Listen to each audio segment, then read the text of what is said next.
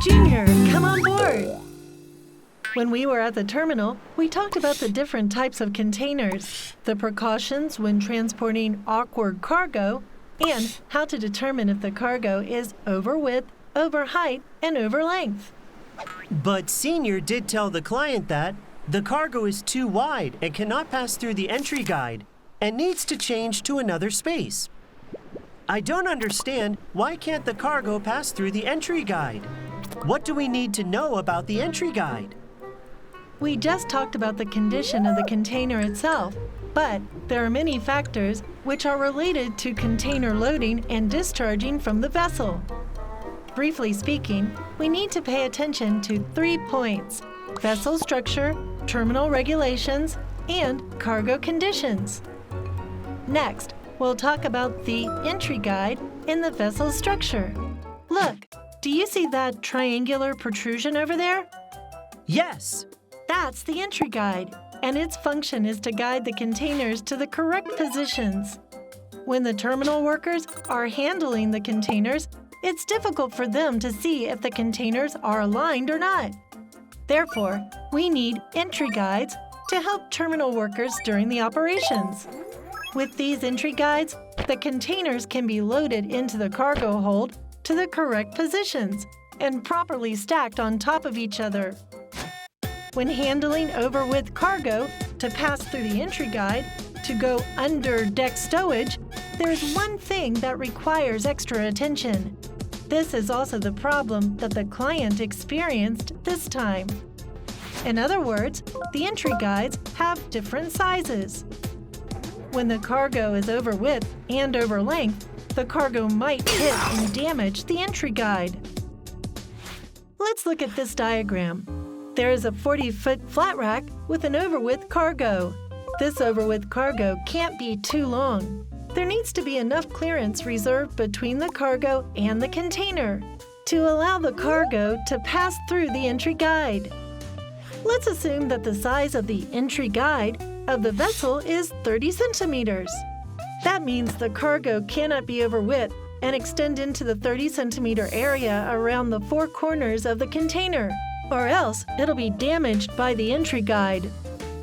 Let's use the 40-foot flat rack as an example. The length of the entire flat rack is 1,219 centimeters, and a 30-centimeter clearance needs to be reserved for the 4 corners of the container due to safety reasons. The length of the over-width cargo cannot exceed 1,150 centimeters to avoid damaging the cargo. When the 40-foot flat rack enters the cargo hold, it will pass the entry guide. We have to keep the 4 corners cleared. A 20-foot flat rack comes into contact with 2 entry guides, and space on one side of the entry guide should be reversed. The actual cargo won't fit perfectly square, as some of them might be shaped like this, or have certain dimensions of special size. Therefore, when checking and calculating the size of the cargo, we need to pay attention to the safety distance between the cargo and the entry guide to prevent the cargo from being unable to pass through the entry guide. Another thing to note is that the size of the entry guide varies for different vessels. When containers are loaded onto different vessels, the size of the entry guide on the vessels need to be double-checked to avoid mistakes. Well, what happens if the cargo can't pass through the entry guide? If the flat rack cannot pass through the entry guide, that means the cargo cannot be loaded into the cargo hold. That means the cargo needs to be stowed on deck and will take up more space. The clients will be charged additional expenses. So, even though the cargo is over width and over height, there's no need to place it on deck if it can pass through the entry guide. That's right. The amount of occupied space and cost will be different based on how the cargo is oversized. Let's try and do some calculations right now. For example, this is an over-height piece of cargo placed in the cargo hold. If the cargo is using a 20-foot container, it'll require purchasing the original space plus the space above the container for a total of 2 spaces. If the cargo is using a 40-foot container, a 40-foot container takes up 2 spaces, and an overheight container requires 4 spaces. Now we have a 20-foot flat rack with OOG that is over width and over height. How many spaces will it need? I'll give you all 3 seconds to come up with the answer. Dun, dun, dun. The answer is the customer should buy 6 spaces. The 2 spaces here can no longer stow other containers, and there is no way to sell them to other clients. Therefore, that client will have to buy these 2 spaces as well. After seeing the cargo hold, let's take a look on deck. Wow, there are so many containers stacked on deck. Here's a question for you. Let's assume that the height of our fully loaded deck is 5 tiers, and we have one 40-foot flat rack shipping an over width and over height OOG cargo. The cargo needs to be loaded on deck second tier due to its dimensions. So, how many spaces will this cargo take up? My calculations indicate that it will take up 12 TEUs. Oh dear, Junior, you are terribly wrong. If you get the wrong amount of spaces, it will result in heavy losses to the company, and it will also cause a lot of trouble for your colleagues. So, do you know what you need to pay special attention to now? Yes. Tell me what I did wrong, Senior. First, the 40-foot flat rack itself is 2 TEUs. Add the 2 over width TEUs on the left and 2 over width TEUs on the right, and finally, add on an additional tier of 6 TEUs due to the cargo being over height, for a total of 6 TEUs plus 6 TEUs equals 12 TEUs. I was right. My calculations were correct. You didn't understand the question. This piece of cargo is over height and over width on the left and the right, except for the OOG cargo itself. Nothing can be stacked on top of it. So, the 6 TEUs on the 4th tier and the 6 TEUs on the 5th tier should also be counted in it. 6 TEUs plus 6 TEUs equals 12 TEUs. The cargo will take up 12 TEUs plus 12 TEUs equals 24 TEUs in total. Oh my goodness. I can't believe that I didn't count the tiers up top. I really need to be more careful when calculating spaces.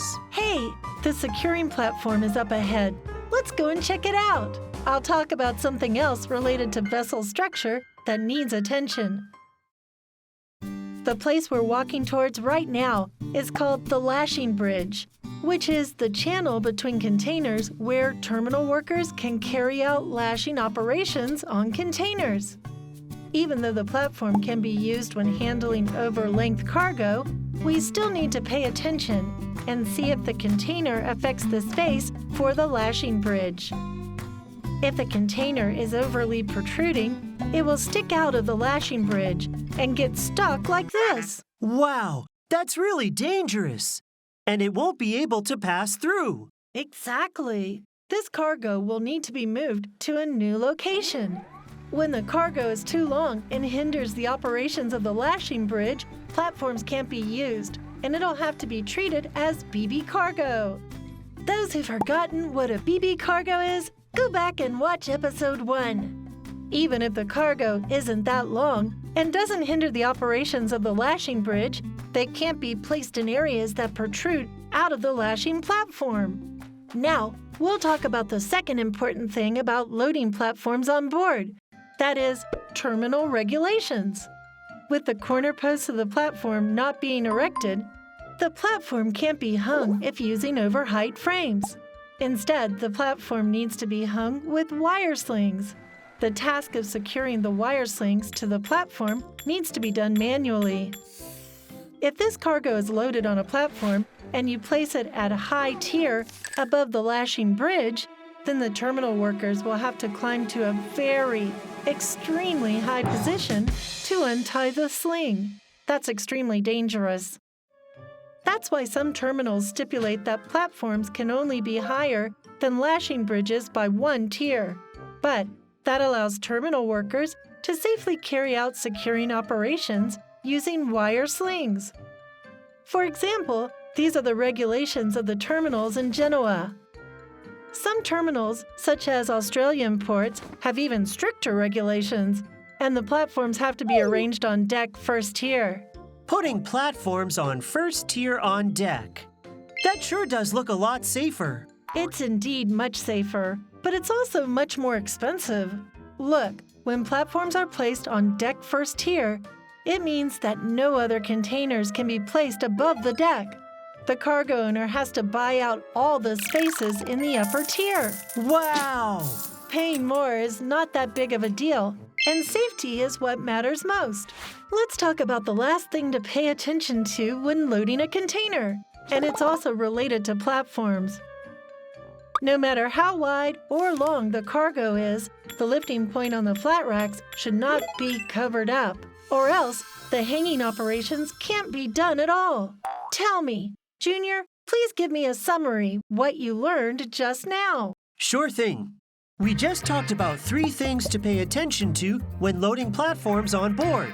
When talking about the structure of the vessel, we need to pay attention to the lashing bridge. The overlength cargo placed on deck cannot affect the operations of the lashing bridge. The next thing is the regulations of the terminals. Platforms need to be secured by terminal workers, and due to safety considerations, some terminals have special regulations regarding platforms needing to be placed on deck first tier.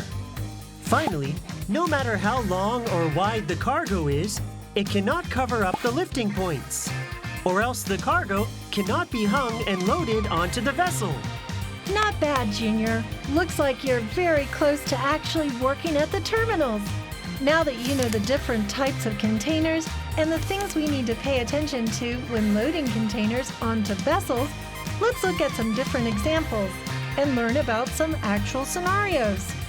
These include the actual changes to the cargo's dimensions, changes to the cargo's weight, and changes to the center of gravity position. Let's help our new colleagues at Yangming learn about these things in the next episode. The next episode?